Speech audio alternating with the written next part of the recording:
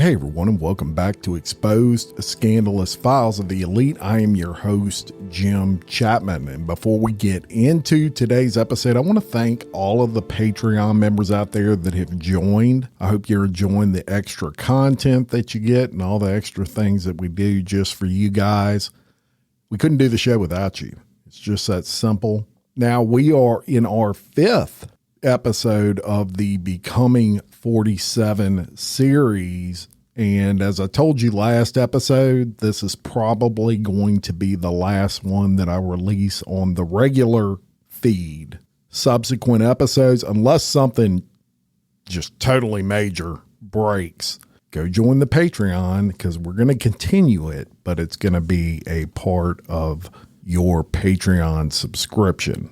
So before we get into today's episode, I like to give you a little bit of breaking news coverage first, and there have been a few things that we need to cover. And if you'll remember, I told you in a previous episode that at the event in Butler, there were no recordings of the radio chatter during the event. Now, it has come out that some body cameras were on, but strangely enough, there was no audio until after on those body cameras. However, there was an interesting, to say the least, video that came out on ABC from a body camera where a local police officer was absolutely pissed at the Secret Service following this shooting. So I want you to listen to this clip. You got me up once, bro. Tonight, newly released body camera video is revealing more of the confusion and frustration right before and after former President Donald Trump was shot. I told them they need to post the guys over here. I told them that the Secret Service. I told them that Tuesday. The footage, some of which is no audio, is from the Butler Township Police Department in Pennsylvania. It shows 2 officers trying to intercept the gunman on a roof seconds before he tried to assassinate the former president last month. One officer lifts the other to the roof. He sees the gunman off camera and falls back to the ground. That officer then runs to his car to grab a weapon. It's close, bro. Dude, he turned around on me. As backup arrives, there's confusion about where the gunman is. This building. He was on top of this building. The left one. By the time that officer returns to the roof, a sniper had already shot and killed the would-be assassin. The officer questions the apparent lack of communication. That's how I was calling out, bro. On top of the roof. We're not in the same frequency. About 10 minutes after the shooting, another local officer is furious with the Secret Service. I told them they need to post the guys over here. No, we're inside. Why were we not in the building? I talked to the Secret Service guys. They're like, yeah, no problem. We're going to post guys over here. Now, in that clip, you heard the following. I called out the shooter. Are we on a different frequency? And at that point, the local officer was on the roof with a Secret Service agent. Then, 10 minutes after the event, he runs into his little, I guess it's a trailer or a substation that they had at the actual rally. And he's talking to other officers and he says, I told them on Tuesday they needed a guy on that roof. We were inside the building. He said that on the actual recording. So to me, that's important. An officer is admitting on that video that he told the Secret Service days before the incident to put someone on that roof, and he was pissed off about it. Now, our next bit of breaking news is in regards to the meeting that Trump had with the FBI, which I told you was coming up on the last episode, episode 4. Well, ABC News covered it, and I'm going to read you a quick article from that coverage. And I need to read it verbatim because I'm quoting someone else's article. So I'm going to say the shooter's name while reading this article, as much as I hate to do it, but I don't want to misquote this article. In a private meeting with Donald Trump last week, FBI agents and other law enforcement officials offered the former president new, previously undisclosed details about the 20-year-old Pennsylvania man who came close to assassinating Trump at a rally last month. Over more than 90 minutes on August 1st, law enforcement officials described shooter Thomas Crooks as a strikingly intelligent man who scored higher than 1,500 on his SATs. but who also may have been struggling for years with an undiagnosed disorder. Trump was told that through interviews with Crook's family and others who knew him, investigators learned that throughout high school, Crooks would routinely sway back and forth while standing at the bus stop, but that Crooks never received any sort of formal diagnosis related to it. Sources said the law enforcement officials also told Trump that they are still unable to say exactly what motivated Crooks to target Trump at the July 13th rally. In the days and weeks before the attack, Crooks searched online for both Democratic and Republican politicians, and it's possible he chose to target Trump just because he was on the next big name to come through Pennsylvania. Led by a senior agent from the FBI's Pittsburgh field office, last week's meeting was scheduled to be what the FBI previously described as a standard victim interview of Trump, but much of it ended up being a briefing on the FBI's investigation, with Trump asking law enforcement officials more questions than they asked him. Beyond questions about Crooks and how he made it onto the roof of a nearby building with an AR-15 style rifle, Trump also wanted to know whether authorities had uncovered any foreign connection to the attack. The FBI agents told Trump they were able to access 3 foreign email accounts used by Crooks because of his passwords, which were stored on his computer, but they had found no indications that anyone else was involved. The information gleaned from the foreign email accounts largely related to weapons and ammo purchases, offering little insight into what drove Crooks to launch his attack. At a press conference on Thursday, Trump confirmed that he spoke with the FBI about Crooks, but he offered no further details about the discussion, saying only that the FBI had done a very good job. The FBI previously disclosed that Crooks appeared to have virtually no friends, with a social circle that was limited to his immediate family. To illustrate Crooks' high level of intelligence, law enforcement officials told Trump that Crooks could name every U.S. president from George Washington to present day. FBI agents also walked Trump through Crooks' movements on the day of the attack, with the agents telling Trump that even though the shooter had paid his father $500 to buy the rifle from him months earlier, Crooks still had to obtain the rifle from his father before he made his way to the rally site. The FBI had not suggested that the father's apparent sale of the weapon was in any way unlawful. When Trump asked the law enforcement officials about claims that Crooks was spotted on a nearby building's roof long before he first opened fire, and other claims that the Secret Service sniper who ultimately killed Crooks waited 10 minutes to take lethal action, the law enforcement officials made it clear that such claims were not accurate. The law enforcement officials explained to Trump that even though law enforcement was made aware of a suspicious person nearby, the first time anyone in law enforcement saw someone on the roof of the building was about 3 minutes before Crooks opened fire.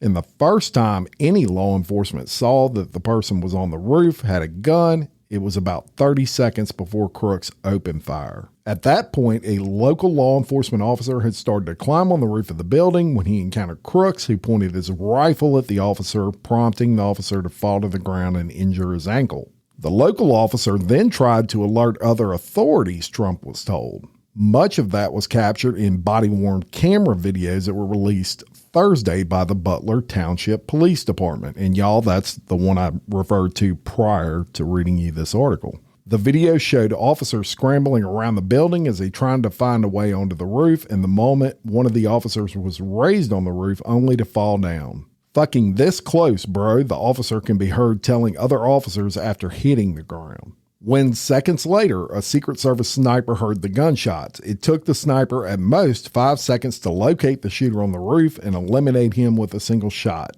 In the videos released Thursday by Butler Township Police, an officer can be heard minutes after the shooting saying he was pissed he and his colleagues just couldn't find him before the shots rang out.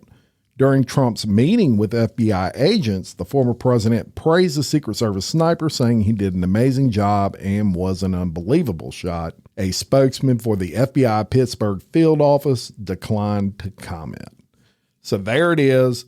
That is a pretty well-written article on what went down in that meeting that the FBI had with Trump, that standard shit that the FBI does anytime there's a situation like this. It's not limited to former presidents. So let's go ahead and get into the meat of today's episode. Now, during this series, you've heard from a plethora of people.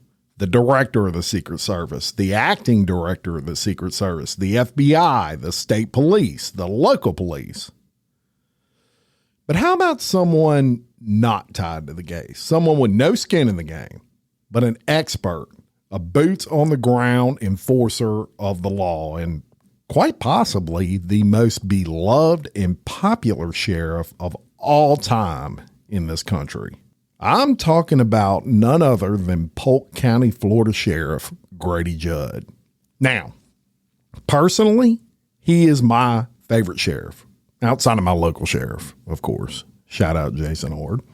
So much so that I actually have a Judd on the shelf. That's right. The sheriff is so popular that to raise money for charity last year, the sheriff's office in Polk County made a boatload off of Sheriff Judd's on a shelf for Christmas. They sold out in like 3 days, y'all, and they had a ton of them. He is absolutely beloved, and they gave all that money to charity. So let me give you a little history on this guy. In 1972, he started his career as a dispatcher for the sheriff's office. He was 19 years old at the time. He was so young, in fact, that his dad had to buy his ammo for him because he was under the age of 21, which at the time was the age you had to be to buy ammunition in Florida. By the age of 27, he was a captain for the Polk County Sheriff's Office and supervised 44 deputies, all of them older than he was at the time. So that gives you an idea of his leadership ability. In 2004, he runs for sheriff of Polk County, which is right in the center of the state of Florida, and he wins overwhelmingly. Then he's reelected in 2008. 2012, 2016. In 2020, he didn't have to be reelected because he ran unopposed. Also in 2020, Donald Trump invited him to serve a 3-year term coordinating counsel for juvenile justice and delinquency prevention. That's how respected he was. Now, in addition to being in law enforcement 52 years, he has also been married 52 years, which, hey, if you're a police officer, it is very hard to maintain a marriage for that length of time. Just go ask a police officer.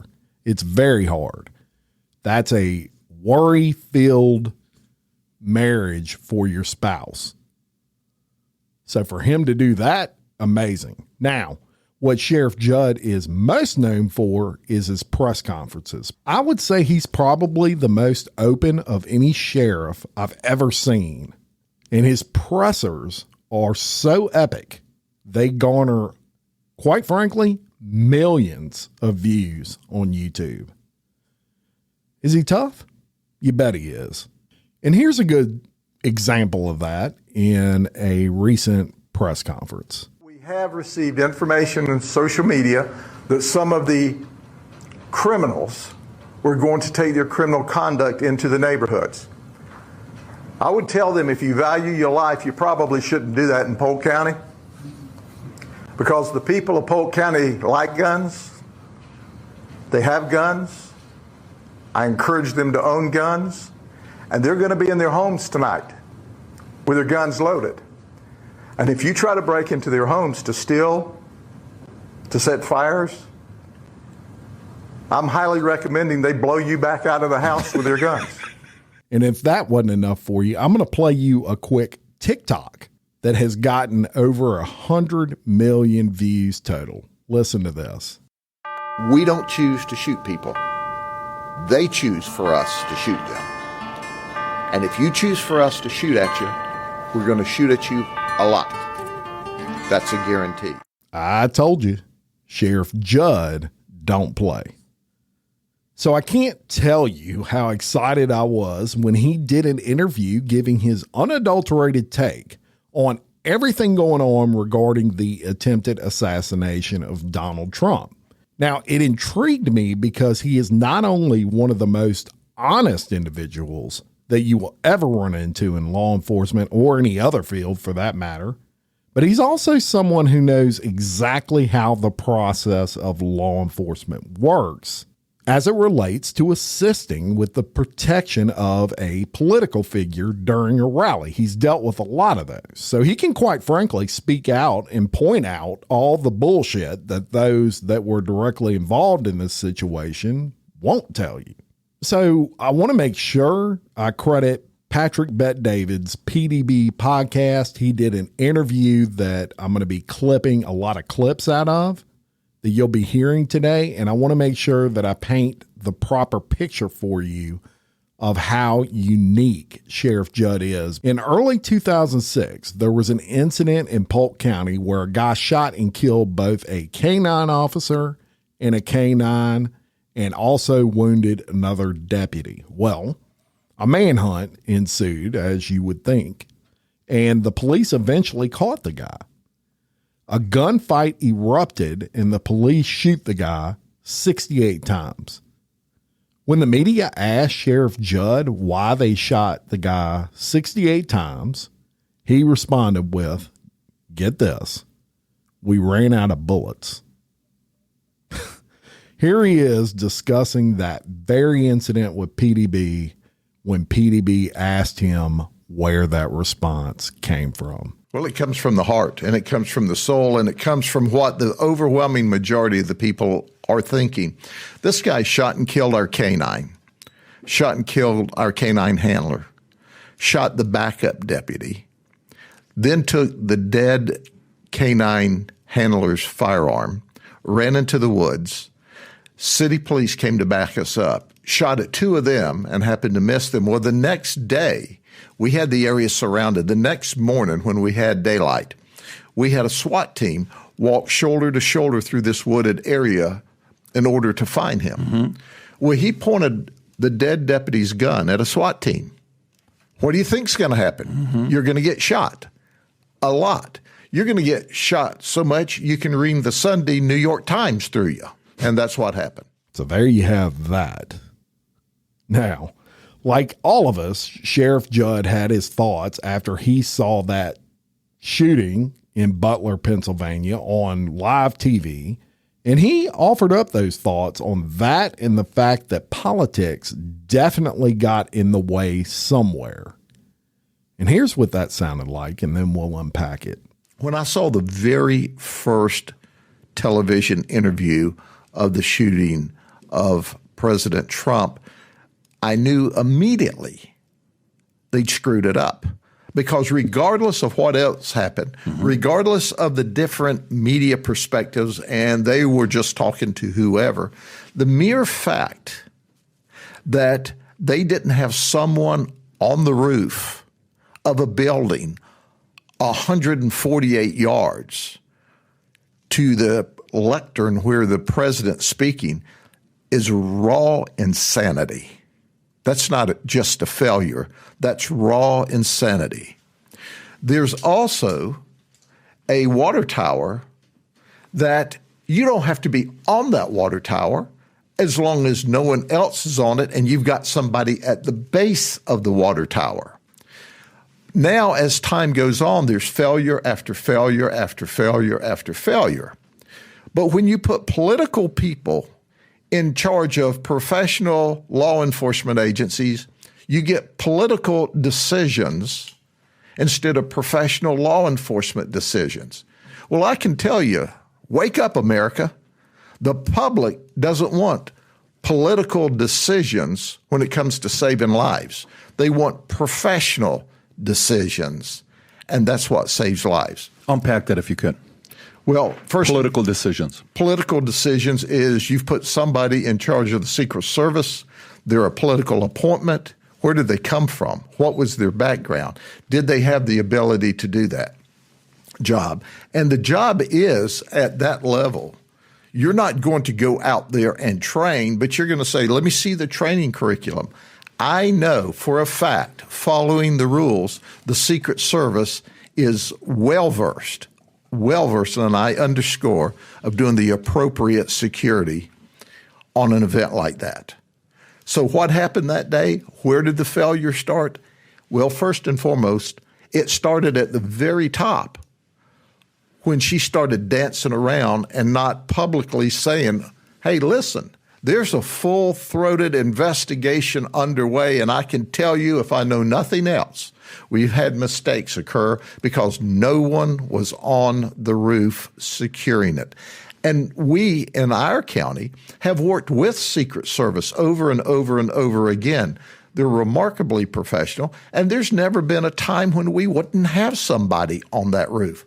So when you've got an appointed person that's the CEO, if you will, of the Secret Service, and they don't know exactly what's going on. I mean, when you have the President of the United States or the past President of the United States or potentially the future President of the United States that you are providing security for, you have to make sure you've done everything exactly correct. So let's talk about it.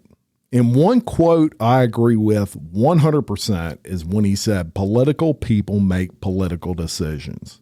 It's genius in its simplicity, and it's absolutely true.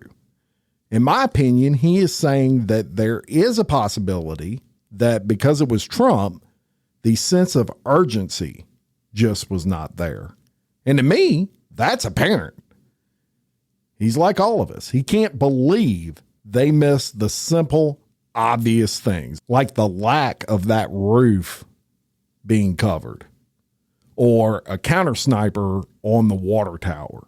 I mean, y'all heads should totally roll over those decisions. So then he was asked specifically about his experience with working with these type of events, with the Secret Service specifically at an event his department worked when Trump was in Lakeland, Florida for a rally in 2016.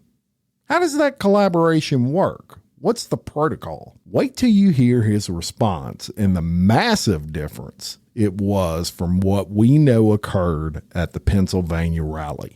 Here's that clip. My SWAT team was there. Okay. My detail was there. Whatever the Secret Service asked for, the Lakeland Police detail was there.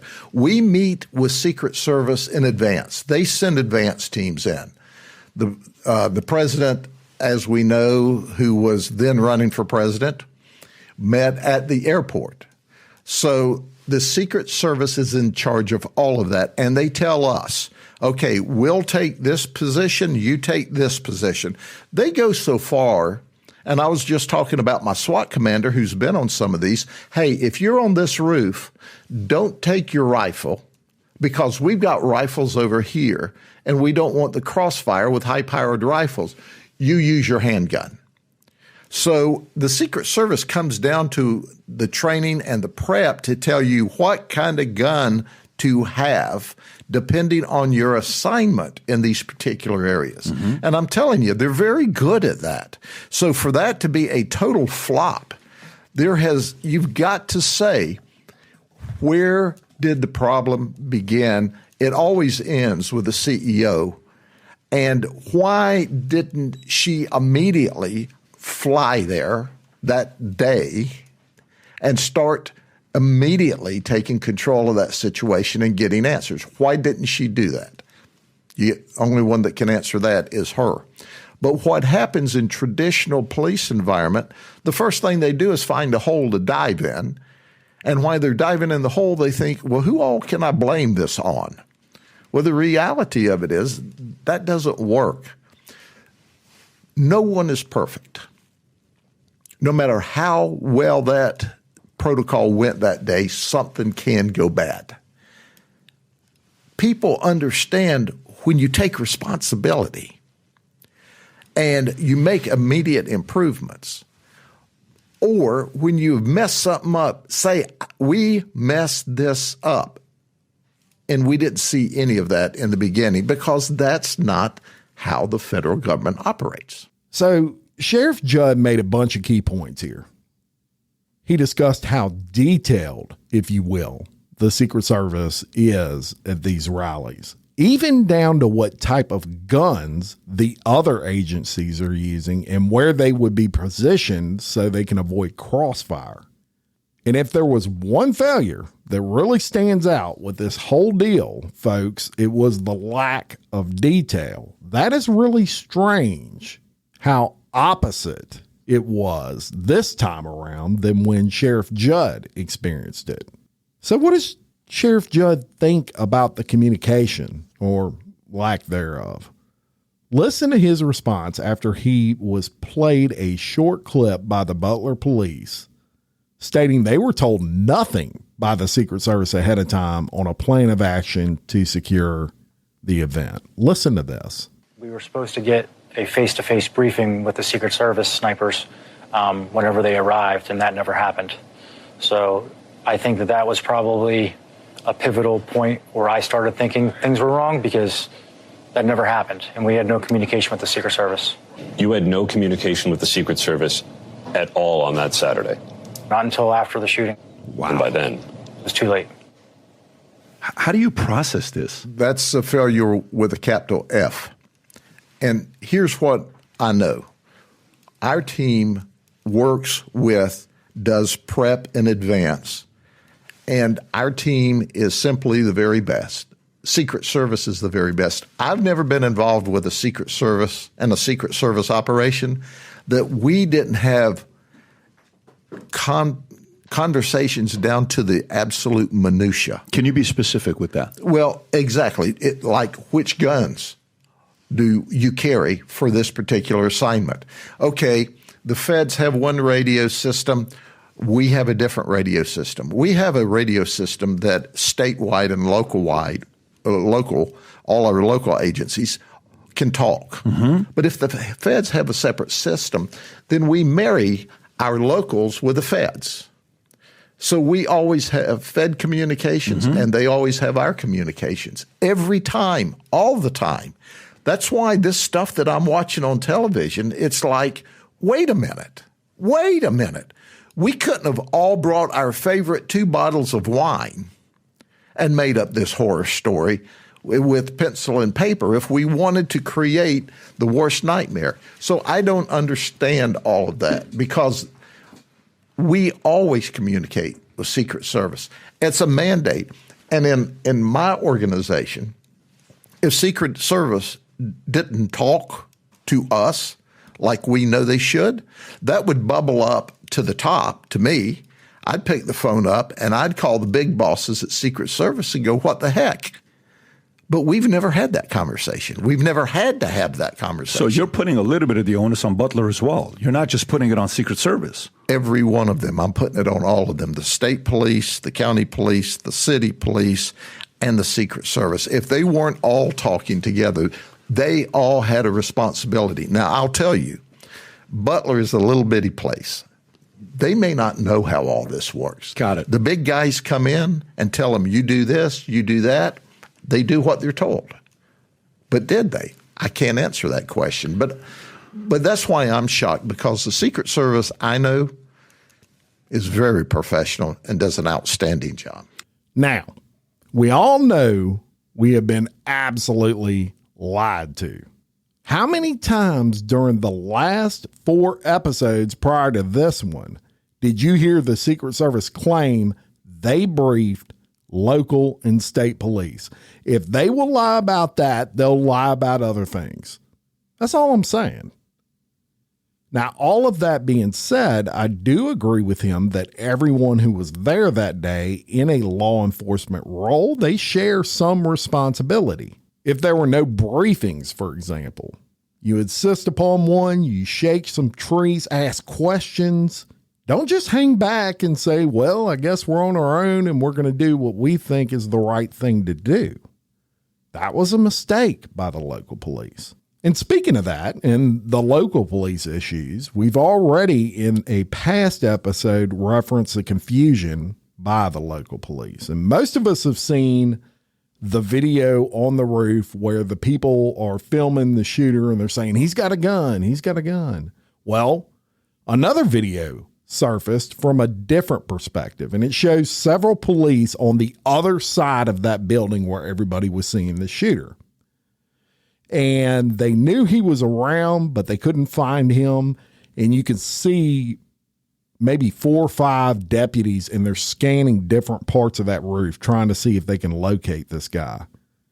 Now, that video was 2 minutes long, and you can hear Trump in the background, and he's doing his speech the whole time. There is absolutely no sense of urgency on the local police's part. They're really just kind of meandering. They're just kind of looking around. They're not running. So what do you think the sheriff thought of that video? Well, PDB played it for him, and here were his thoughts after watching it. It's all wrong. And I've heard that they had up to an hour and a half, that at some point they actually saw the guy take out a rangefinder. Mm-hmm. Okay. Golf rangefinder. A golf rangefinder. Right. At that moment in time, we'd run that guy down. And he would have been with us having a conversation till the president left. He would not have ever gotten on the roof.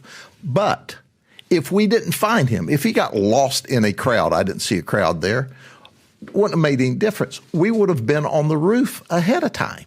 We'd have been on the roof when we started staging and prepping for that event. So there wouldn't have been an empty roof for him to get on. And I look at that and I'm mortified. I'm absolutely mortified. You saw police officers that didn't know what they were doing. Now, that police officer on the ground doesn't have a ladder, but did you see him calling for a ladder? Did you see him pulling a car up so he can climb up on the roof and get onto the roof of the building? Nobody reacted. It's mortifying, the entire event. And y'all, that particular clip, which I'll post on the Patreon for the Patreon members, there's no urgency whatsoever. None. So here was the question I wanted asked, and that was, did Sheriff Judd think this was intentional? Here was his response to that. I don't think it was intentional. Okay. And because here's what I know. Whether you're a conservative or a liberal, whether you're a Republican or a Democrat, as the sheriff, and everyone knows I'm a conservative and a Republican, I would give my life for a Democrat and a liberal president or someone running, because that's my job to protect them, because that's what we do in a democracy. We do what's right. We're not playing politics. It's not a political deal. So do I think there was a, quote, conspiracy? Do I think there was? No, I think it was just absolute, total, sloppy, lazy police work. That may be where he and I disagree just a little bit. Y'all, I just think there had to be more to it than that, than just some really shoddy police work that day. I mean, to me, there were too many failures by way too many departments for this asshole to pull that off. That's just my opinion. What do you think? So that's it. That's Sheriff Judd's take. I hope you enjoyed this series. If you're a Patreon member, we're going to continue the Becoming 47 series. Thank you again for listening. And until next time for Exposed Scandalous Files of the Elite, I'm your host, Jim Chapman. Much love.